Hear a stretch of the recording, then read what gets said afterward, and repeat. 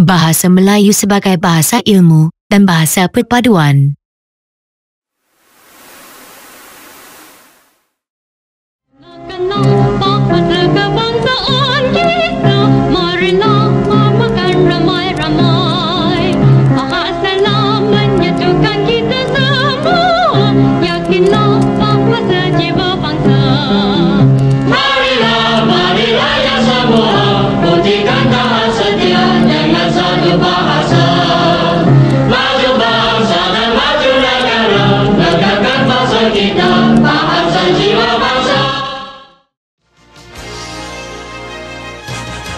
Seiring dengan kemerdekaan negara, bahasa Melayu diiktiraf sebagai bahasa kebangsaan dan bahasa rasmi.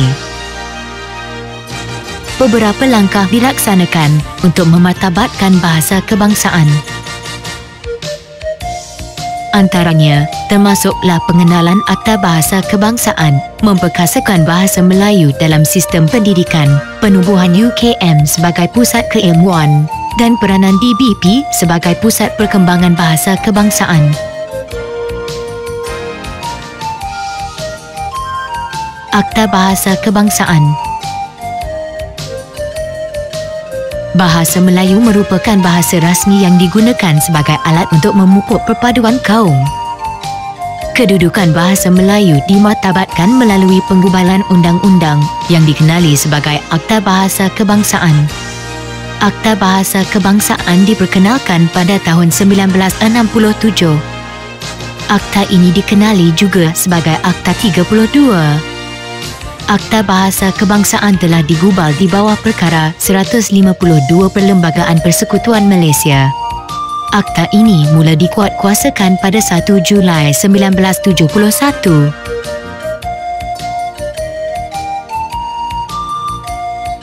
Bahasa rasmi pentadbiran. Bahasa Melayu sebagai bahasa rasmi menjadi antara unsur penggerak jentera pentadbiran negara. Bahasa Melayu juga merupakan alat komunikasi rasmi dalam pelbagai urusan di kementerian dan jabatan kerajaan. Bahasa Melayu digunakan sepenuhnya dalam urusan mahkamah pada tahun 1990. Memperkasakan bahasa Melayu dalam sistem pendidikan.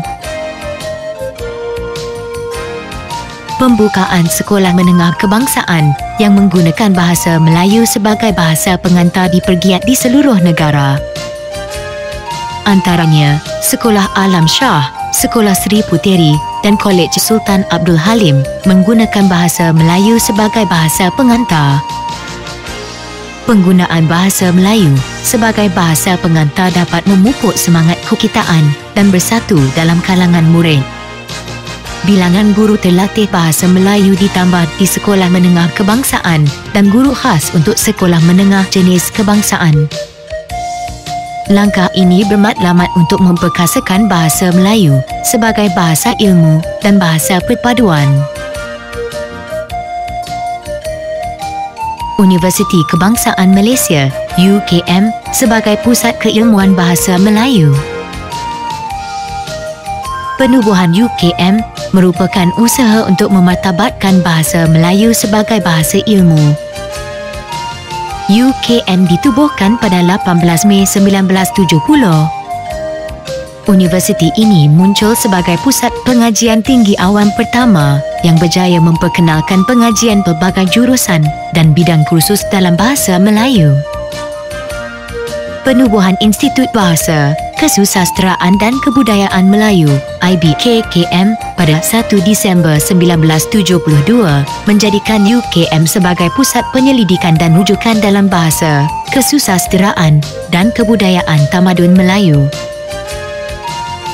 Institut ini kemudian bertukar nama kepada Institut Alam dan Tamadun Melayu (ATMA) pada tahun 1992. Institut ini menjadi tumpuan para penyelidik, sastrawan, karyawan dan budayawan daripada pelbagai kaum dari dalam dan luar negara. pengiktirafan terhadap tokoh UKM seperti Muhammad Haji Saleh dan Siti Zainun Ismail sebagai sasterawan negara membuktikan kejayaan UKM sebagai pusat keilmuan bahasa Melayu.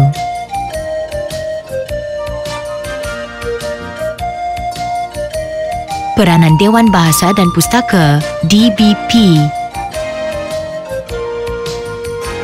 Penubuhan DBP pada 22 Jun 1956 di Bukit Timbalan, Johor Bahru, Johor, hasil daripada Resolusi Kongres Bahasa dan Persuratan Melayu ketiga. Penubuhannya bertujuan memartabatkan bahasa Melayu sebagai bahasa rasmi dan bahasa ilmu. Nama asal DBP ialah Balai Pustaka. Pengarah pertama DBP ialah Ungku Abdul Aziz bin Ungku Abdul Hamid. Jawatan ini kini dikenali sebagai Ketua Pengarah.